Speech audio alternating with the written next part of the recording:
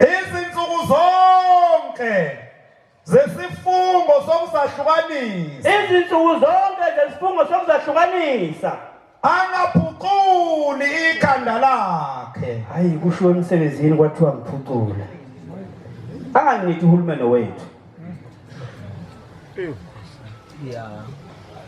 anganithi uhulumeni wethu owethu makwenze njani woza na kuze kuphelele lezo nsuku zokusahlukanisa kwakhe kuJehova uyakuba ngcwele. ngiyabonga funda ba ya konke enikwenzayo Nazaretha sengathi konke singabe sikwenza noma kungezi noma ngabe kungezwi noma kungomsebenzi noma kungumsebenzi kwenzeni konke ngegama lenkosi. kwenzeni konke ngegama lenkosi Nimbonge uThixo uyise ngayo.